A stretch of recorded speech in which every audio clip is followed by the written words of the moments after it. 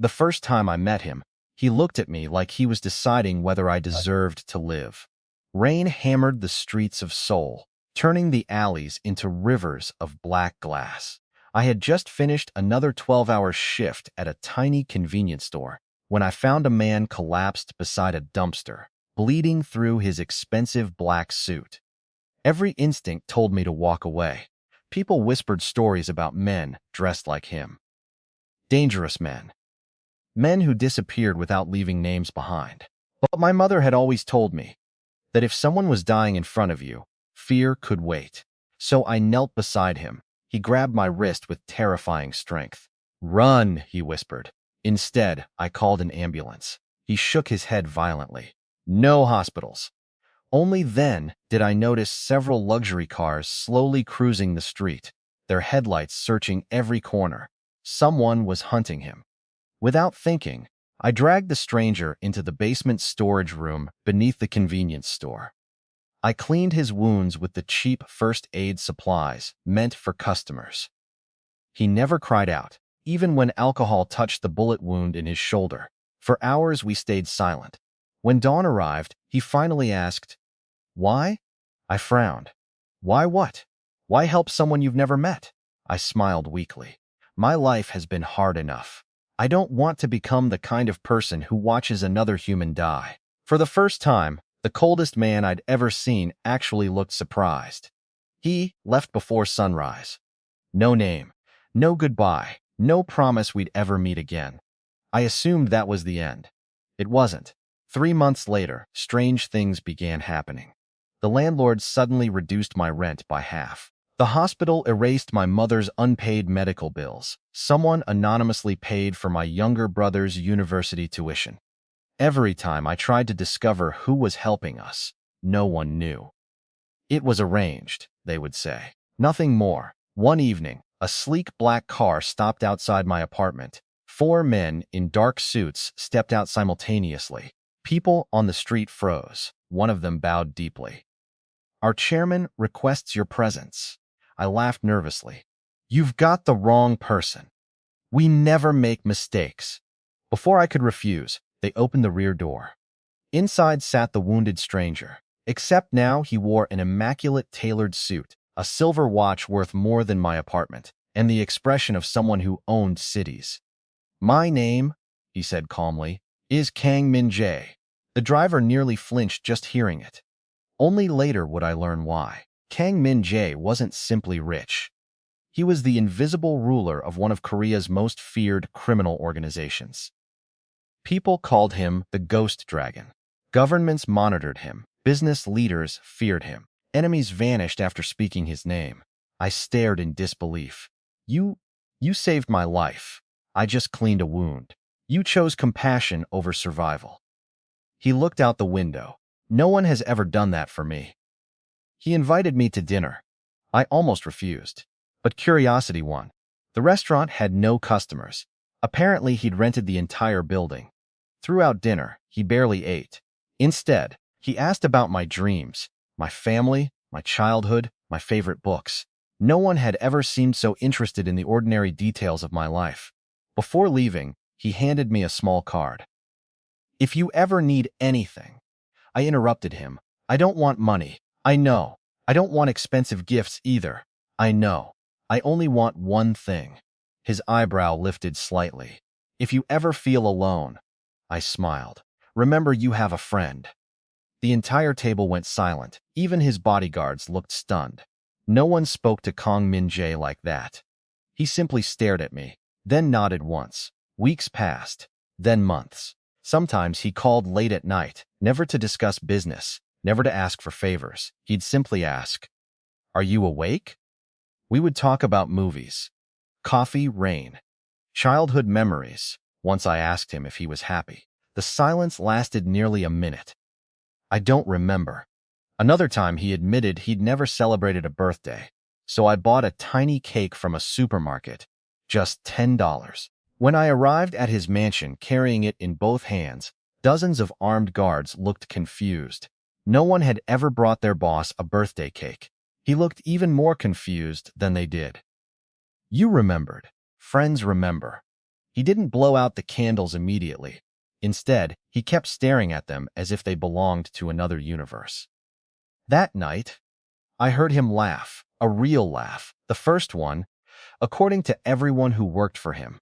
Word spread through his organization. The ruthless ghost dragon had changed. He smiled occasionally. He stopped punishing people for minor mistakes. He created scholarships for orphan children. He funded hospitals anonymously. Nobody understood why. Only I knew.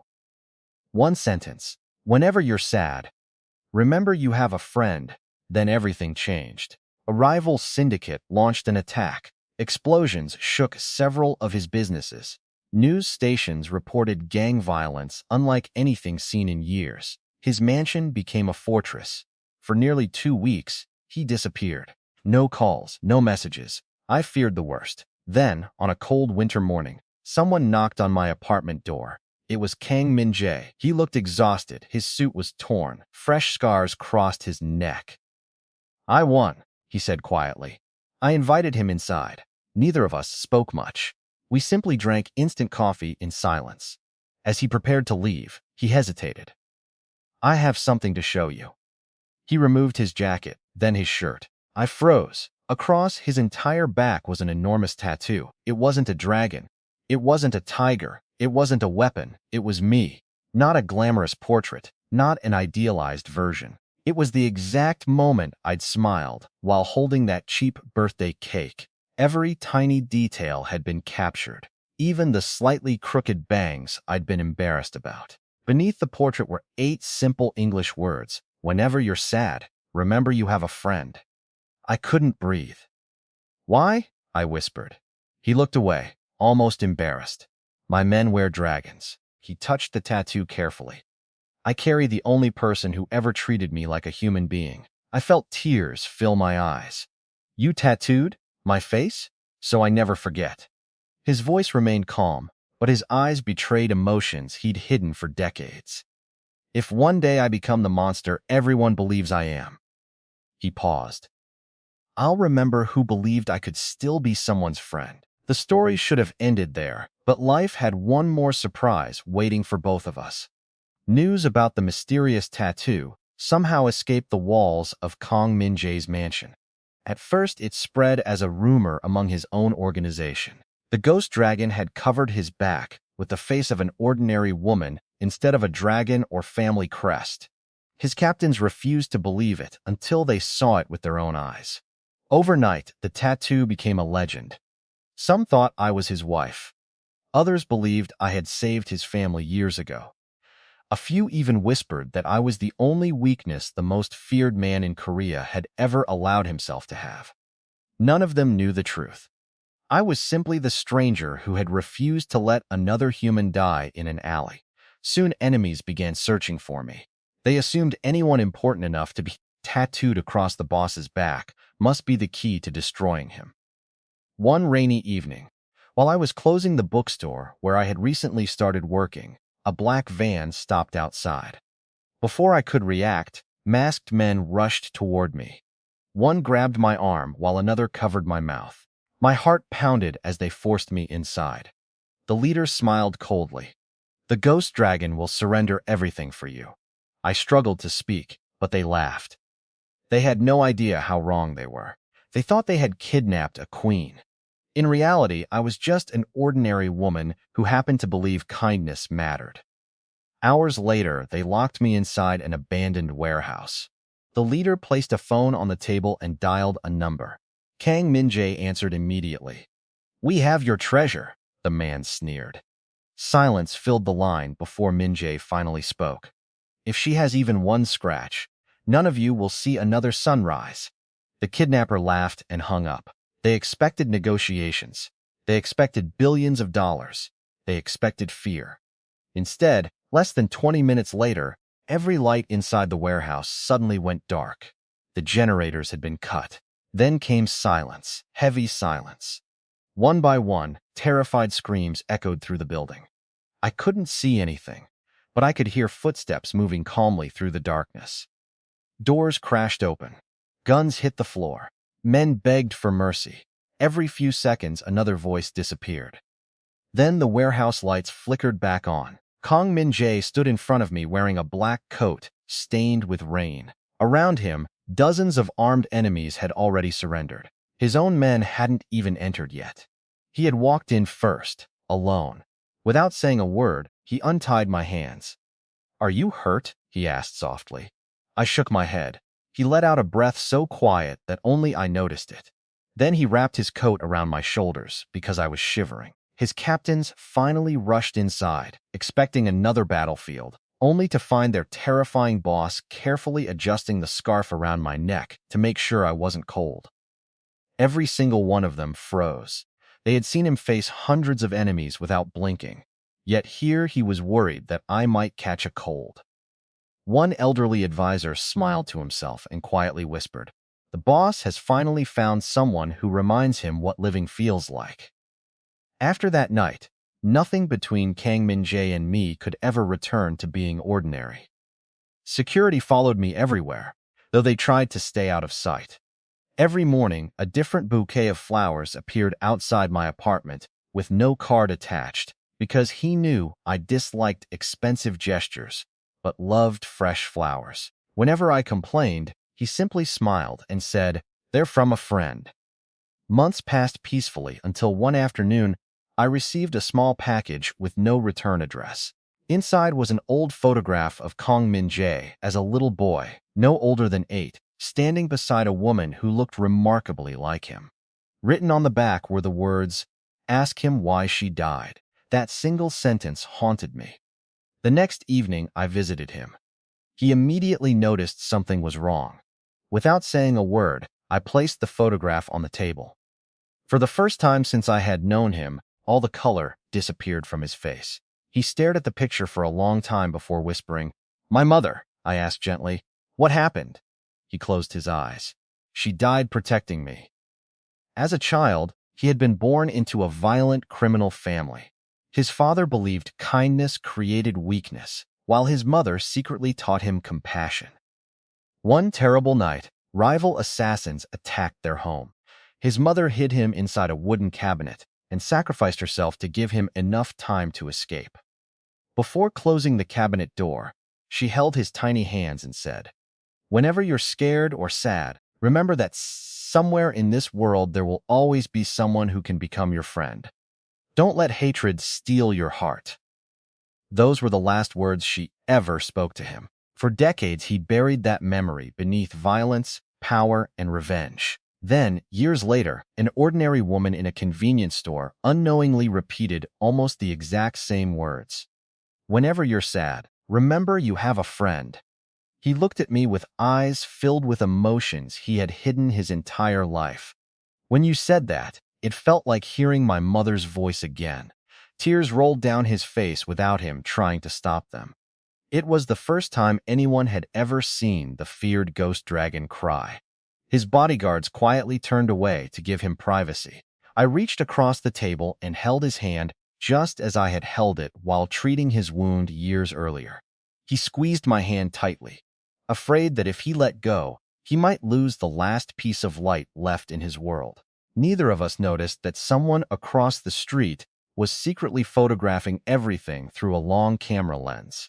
By sunrise the next morning, newspapers, gossip websites, and television stations across the country exploded with shocking headlines. "Who is the woman that made Korea's most feared mafia boss cry?"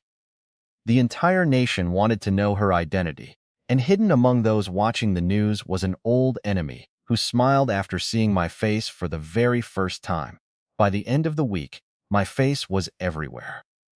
Reporters camped outside my apartment, helicopters circled Kang Min-jae's businesses, and social media was flooded with wild theories about the mysterious woman who had captured the heart of Korea's most feared mafia boss.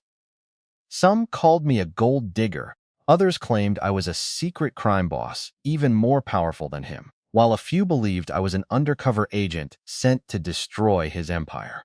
The truth was far simpler, yet no one wanted to believe that kindness alone could change a man. One evening, while scrolling through the endless rumors, I received a handwritten letter with no name on the envelope.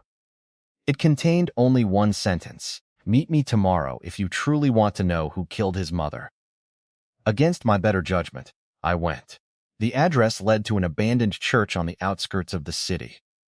An elderly man was waiting inside, dressed in an old gray coat. He introduced himself as Han Woo-sik, a retired member of the organization who had served Kong Min-jae's family decades earlier. With trembling hands, he handed me a worn leather journal that had belonged to Min-jae's mother. She wanted him to have this when he became the man she dreamed he could be, the old man said. But I was too afraid to return. I carefully opened the journal. Every page was filled with letters she had written to her son. She never encouraged revenge or power. Instead, she wrote about hope, forgiveness, and finding someone who would remind him that he was more than the violence surrounding him. On the final page, my heart stopped. Her last unfinished sentence read, "If one day you meet a person whose kindness makes you smile again, never let that friend carry your burdens alone."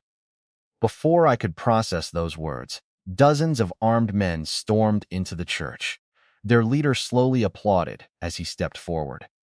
He was older than Kong Min-jae, with silver hair and a cruel smile that never reached his eyes. "I've been looking for that journal for 25 years, he said. Han Woo-sik immediately stood in front of me despite his age. "Run!" he shouted. A gunshot echoed through the empty church.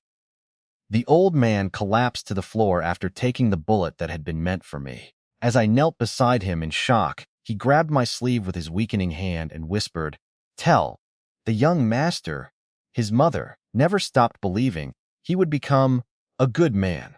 His hand slowly slipped away. Tears blurred my vision as I clutched the journal against my chest. At that exact moment, the church doors burst open with a deafening crash.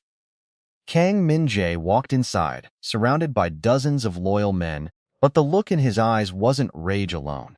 It was heartbreak. He had arrived just seconds too late to save the last person who still carried his mother's final wish. The silence inside the church felt heavier than the sound of the gunshot. Kang Min-jae slowly walked toward Han Woo-sik's lifeless body and knelt beside the man who had protected him since childhood. He closed the old man's eyes with trembling fingers before standing to face the silver-haired leader. "Chairman Seo," he said quietly. Every person inside the church seemed to stop breathing. The name alone carried decades of fear. Chairman Seo smiled as though he had been waiting for this reunion all his life. "You've grown into exactly what your father wanted," he mocked. "A king surrounded by blood." Min-jae's expression never changed. "And you murdered the only woman who tried to stop it." The older man laughed. "No, I simply gave your father the information he needed. Your mother chose to die." Those words shattered the last piece of restraint Kang Min-jae had been holding on to. His men instinctively reached for their weapons, expecting a massacre, but he slowly raised one hand, signaling everyone to stay back. He wanted this confrontation alone. Chairman Seo drew a pistol and fired twice. Min-jae dodged the first shot, caught the second man's wrist before the third could be fired, and disarmed him in one swift movement. Within seconds, the older man was on his knees, completely defeated. Every guard in the church waited for the inevitable execution. After all, this was the man responsible for destroying Min-jae's family, stealing his childhood, and fueling decades of violence. Even Chairman Seo closed his eyes, accepting death. Instead, Kang Min-jae threw the pistol onto the floor. The metallic sound echoed through the church. Everyone stared in disbelief. "Why?" Chairman Seo whispered. Min-jae looked at me standing beside his mother's journal, tears still on my face. Then he looked at the final letter written by his mother. "Because she didn't raise me for revenge," he answered. "And because my friend reminded me that kindness is stronger than fear." He ordered his men to hand Chairman Seo over to the authorities with every piece of evidence collected over the past 25 years. As police vehicles surrounded the church, the old criminal turned back one final time. "Mercy will make you weak," he sneered. Kang Min-jae calmly replied, "No, mercy is the only reason I'm still human." The officers drove Chairman Seo away in handcuffs, while dawn slowly broke across the sky. The endless cycle of revenge that had consumed 2 generations ended not with another murder, but with a choice that his mother would have been proud of. Holding her journal against his chest, Kang Min-jae turned toward me with tears in his eyes and whispered, "You didn't just save my life in that alley. You saved the little boy my mother believed was still alive inside me." Months passed after Chairman Seo's arrest, and for the first time in decades, Seoul felt strangely peaceful.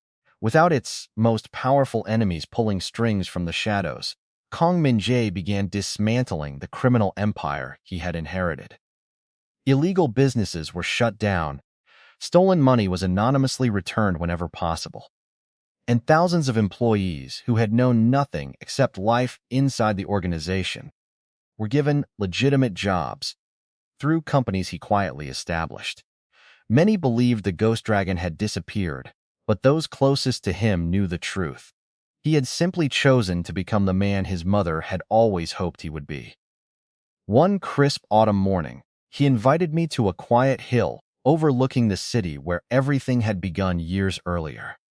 There were no bodyguards standing nearby, no armored vehicles, and no helicopters circling overhead. For the first time since I had met him, he arrived completely alone.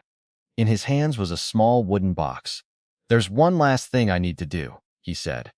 When he opened it, I found the silver watch he had worn every day since our first dinner, the ring that symbolized leadership of his organization, and the pistol he had carried through countless battles. One by one, he placed them inside the box and closed the lid forever. "I'm done living as the man the world feared," he said with a peaceful smile. Then he handed me another package wrapped in simple brown paper. Inside was a framed photograph of the rainy night outside the convenience store, recreated from nearby security footage that one of his men had managed to recover years later. It showed an exhausted young woman kneeling beside an injured stranger while rain poured around them. Across the bottom of the frame were the same 8 words that had changed both of their lives forever.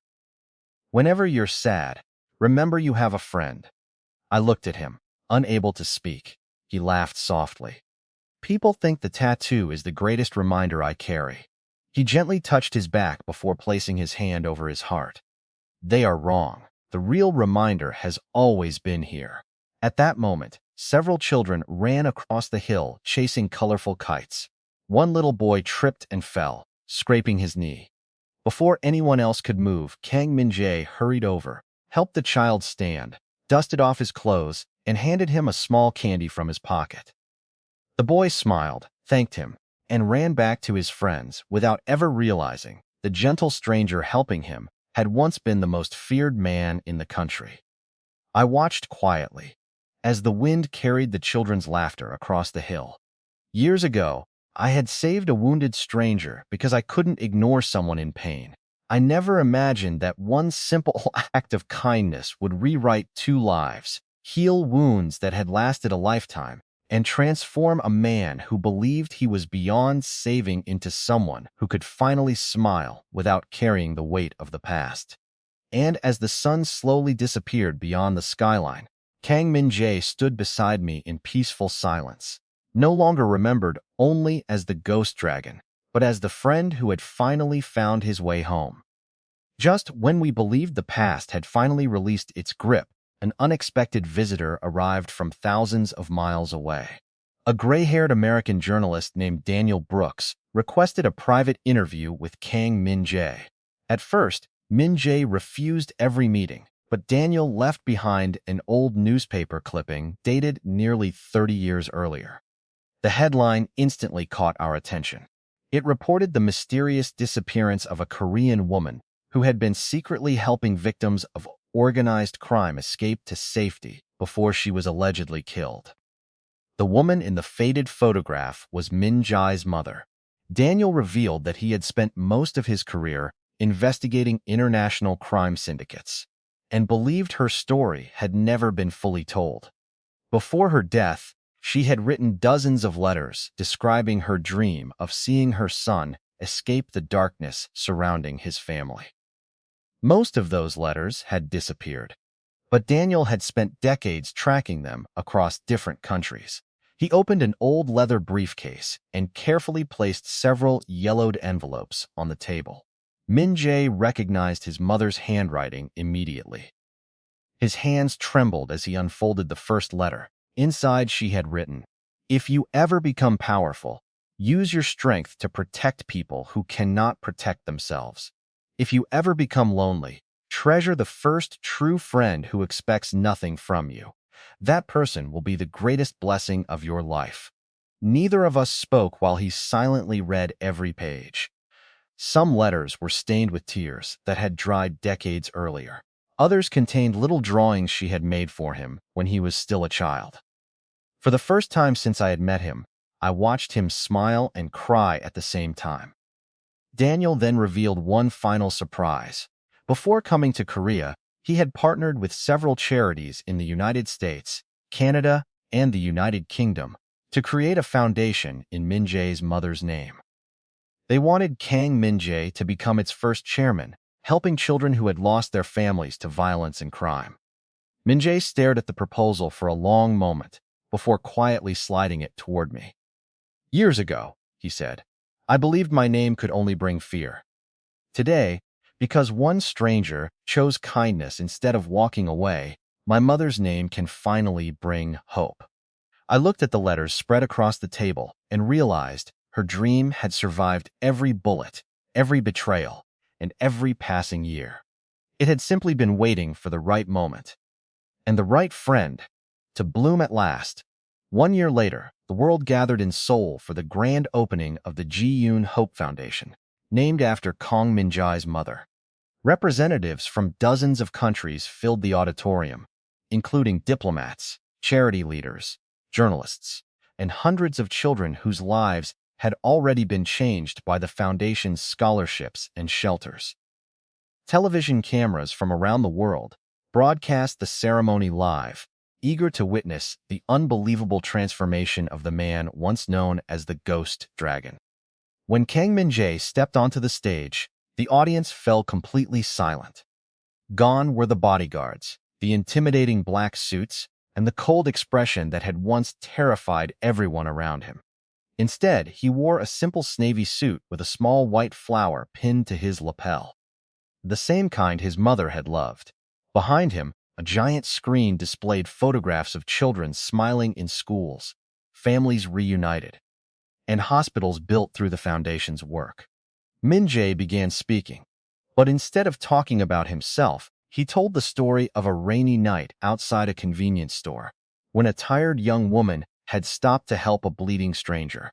Everyone else would have ignored.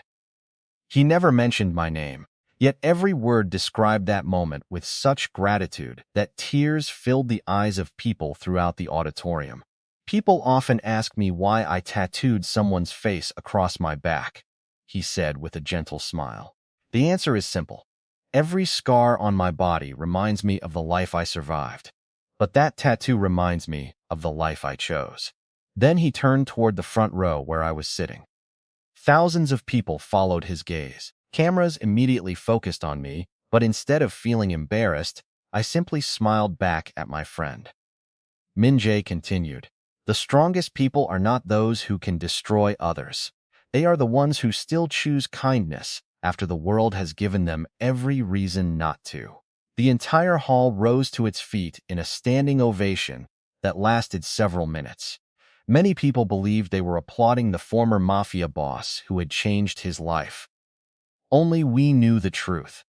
They were really celebrating a promise that had begun with 8 simple words spoken between 2 strangers.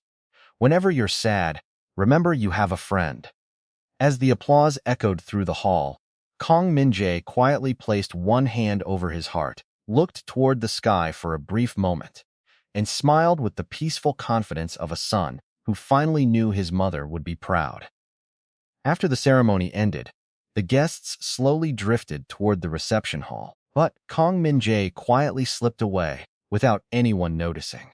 I found him standing alone in the foundation's peaceful memorial garden, surrounded by blooming white lilies and a gentle breeze that carried the laughter of children from the playground nearby. In the center of the garden stood a simple bronze statue of his mother, holding the hand of a small boy. There were no grand titles engraved beneath it, only a single sentence she had once written in one of her letters.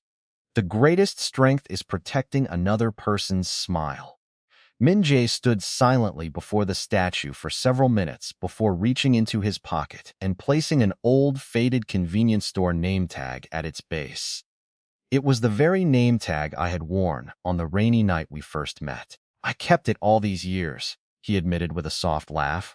It reminded me where my second life truly began. Just then, dozens of children from the foundation spotted him through the garden gate and rushed toward him with excited smiles. Instead of bowing or calling him chairman, they shouted, "Uncle Min Jae." They surrounded him with handmade drawings, colorful paper flowers, and handwritten thank you cards.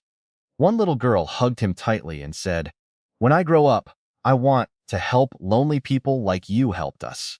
His eyes filled with tears as he carefully accepted every gift as though each one were priceless. Nearby reporters quietly lowered their cameras, realizing that no photograph could fully capture what they were witnessing. This was no longer the feared ghost dragon whose name once inspired terror across the country. This was simply a man who had discovered that the greatest legacy was not power, wealth, or fear, but the lives touched through compassion.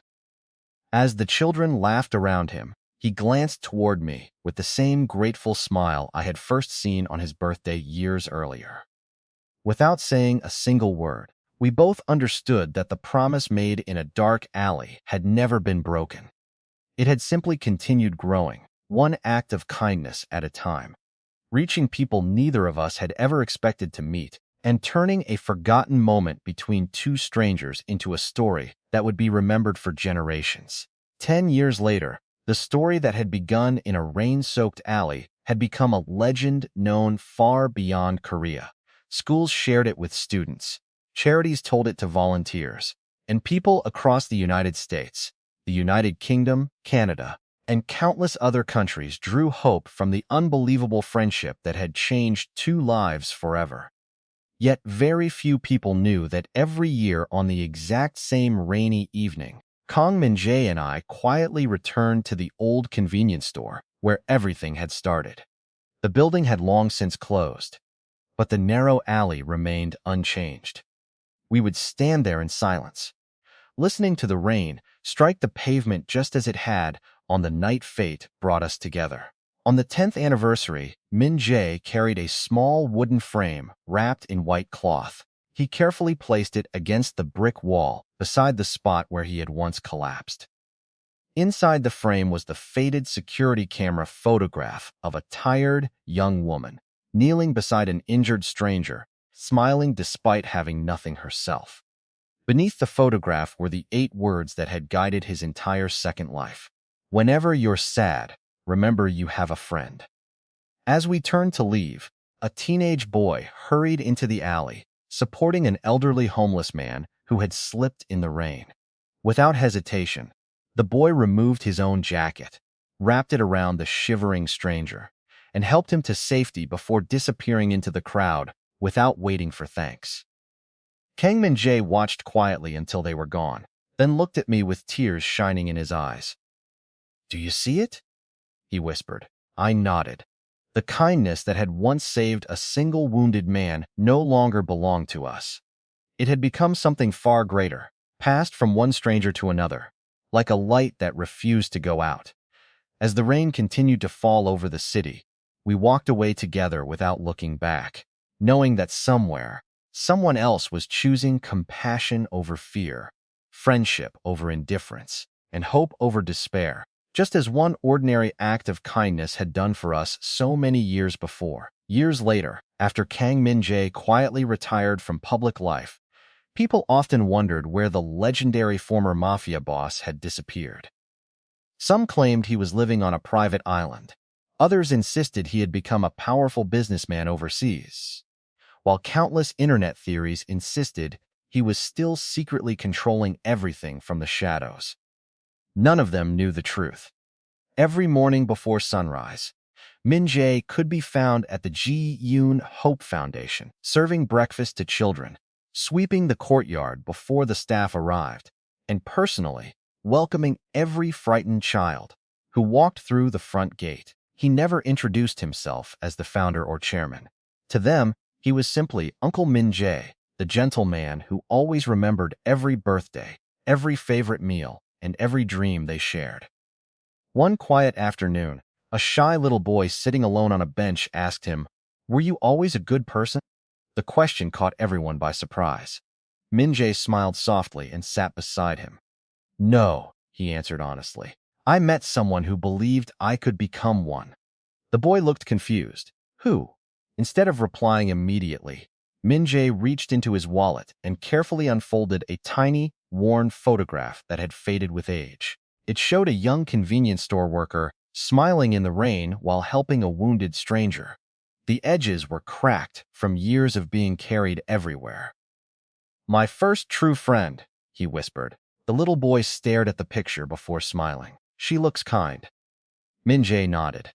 "She changed my entire life without ever asking for anything in return." At that moment, I walked into the garden carrying boxes of books donated for the foundation's library. The little boy pointed at me, his eyes growing wide with excitement. "That's her!" He jumped up and ran over to help me carry the books inside, refusing to let me lift the heaviest box because, as he proudly declared, "Friends help each other." Kang Min-jae watched us from the bench with quiet laughter, his eyes reflecting the same warmth that had once been impossible to imagine in the man the world had feared. The words that had been etched forever across his back had long since become more than a tattoo. They had become the way he lived every single day, silently proving that one moment of compassion could echo across countless lives, creating friendships, healing hearts, and inspiring generations long after the rain had stopped. Many years later, after the story of Kang Min-jae and the woman who saved him had become known around the world, a film studio approached us with an unbelievable offer. They wanted to turn our story into a movie. Publishers wanted best-selling books, television networks competed for exclusive interviews, and streaming platforms offered millions of dollars for the rights. We politely declined every proposal. Some stories, we believed, belonged to the people whose lives they continued to change rather than to the entertainment industry. Instead, the Ji Yoon Hope Foundation used every donation to build schools, hospitals, shelters, and counseling centers across Korea and in communities throughout the United States, the United Kingdom, Canada, and beyond. Decades after that rainy night, a young volunteer cleaning the foundation's archives discovered an old sealed envelope hidden inside Kang Min-jae's personal files. The instructions written on the front read, "Open only after both of us are gone." When the day finally came, the foundation's directors gathered quietly to read its contents. Inside was a single handwritten letter from Kang Min-jae. He wrote that people would probably remember him as the former Mafia boss who changed his life, but he hoped history would remember something far more important: that an ordinary person with no wealth, no power, no influence had transformed the future simply by refusing to walk past someone who was suffering. Attached to the letter was one final request. He asked that the famous photograph from the convenience store never be locked inside a museum or private collection. Instead, it should hang permanently at the entrance of every Ji Yoon Hope Foundation building so that every visitor would see it before walking inside. Beneath each copy of the photograph, he wanted only 8 words engraved in simple letters. "Whenever you're sad, remember you have a friend." Years later, children who had never heard of the ghost dragon would pause beneath those words before entering the buildings. Some smiled. Some held a friend's hand a little tighter. Others quietly chose to help someone in need because of the message waiting at the door. The names of Kang Min-jae and the woman who saved him gradually became less important than the kindness their friendship was inspired. Long after both of us were gone, the photograph remained exactly where he had wished, welcoming strangers from every corner of the world and silently reminding each person who entered that even the smallest act of compassion could become the beginning of a story that would never truly end. Like, subscribe, and support my channel. I really need your support. If you enjoy my video, please share it and leave your feedback in the comments.